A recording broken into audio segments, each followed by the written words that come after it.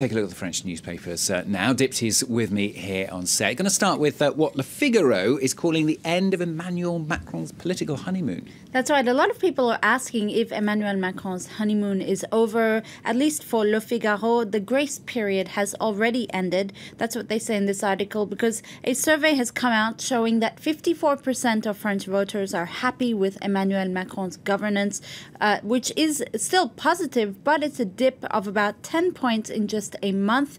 According to one analyst interviewed by Le Figaro, it's a price that a president must pay when he wants to push through reforms, which are naturally going to anger a good part of the population. Now, Libération in its editorial asks, what if Emmanuel Macron is the president of the CUAC 40? A play on words of him being the president of the CAC 40, which is kind of the pro-business president. Couac in French actually means scandals and missteps.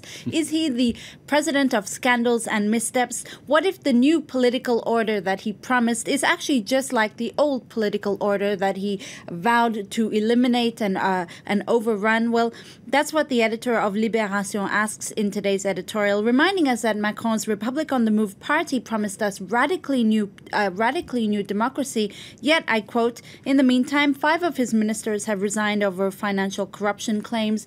There's been discord between Macron and his Prime Minister, Edouard Philippe. And last week, of course, the head of the French military resigned in a fit of anger over a very public feud with the president.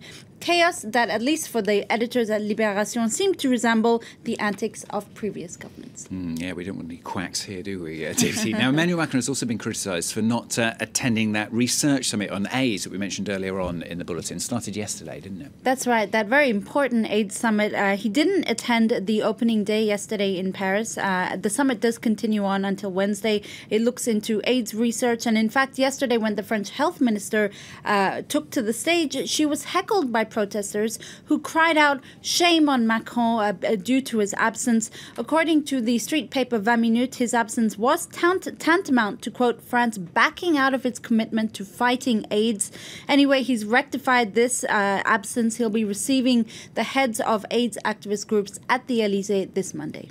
And at the AIDS Summit, around 6,000 researchers actually coming together, aren't they, to talk about prevention techniques, basically. Prevention techniques, but also ways of treating HIV-positive people to prolong their lives and fighting the actual AIDS disease. Le Figaro says that while the number of people dying of AIDS has halved in the last decade, the number of those contracting HIV has not changed. It stands around 1.9 million people. That was last year, but that's equivalent to about one person contracting HIV every 17 seconds in the world. So it's certainly a worrying trend that doesn't seem to have reduced by any way.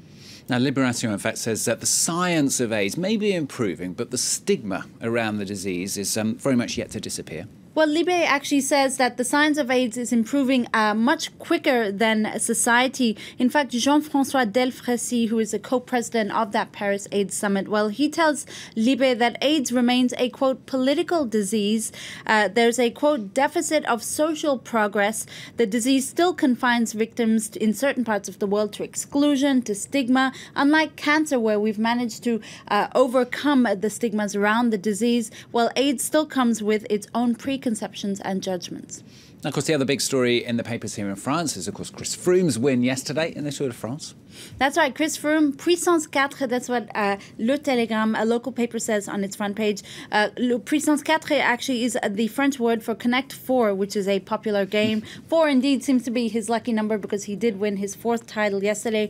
With this victory, another local paper, Sud-Ouest, reminds us that Froome inches closer to becoming a Tour de France great because the record for the most titles is 5, so he's only 1 away from equaling the world record. This, of course, excludes Lance Armstrong and his 7 titles. Lance Armstrong, who was stripped of his titles after doping, after being found guilty of doping. It was also a Tour de France full of promises, according to La Nouvelle République, which is another local paper. Promise for France, at least, because a Frenchman finished 3rd on the podium, breathing some hope into the future of French cycling. Yeah, maybe it'll be a Frenchman next time round. Who knows? Now then, speaking of hope, as Dipty was there, French police, they're hoping to recover 500 artworks. Now, these are stolen by a thief, very passionate about art? Well, this is an incredible story. It's a story of the incredible treasure of a kleptomaniac. That's what Le Parisien says. A klepto with a pretty good taste, it appears, because police recently raided the home of a 45-year-old man in the hopes of finding 2 artworks that he allegedly stole from a luxury hotel. Except when police rocked up to his apartment, they discovered a, quote, Alibaba's cave of art. The apartment was full of valuable artworks, statues, ancient documents, books, and vinyls, around 500 objects that have been stolen in the past 20 years. 500? 500, all stored in his apartment. So in addition to being a thief, he's also a hoarder, apparently. Yes. Le Parisien says he did it for the pure joy of stealing. He never sold the artworks. He did, though, timestamp some of the pieces with the exact date and time when they were stolen. So he was clearly a bit of a narcissist as well. Even more embarrassingly for authorities, the alleged art klepto is a quote-unquote retired civil servant who had no qualms about calmly walking into hotels, exhibitions, shops, and walking out with valuable artworks under his coat. Wow, impressive. Well, not impressive, that's probably not the word for it, is it? But you know what I mean. Obviously it wasn't a studio flat either. No, clearly not. Activity with the papers for you on France 24. Very latest, right after the break. We'll continue, of course, to keep you updated with that Kabul attack. 24 people at least being killed in that. We'll have the very latest after the break.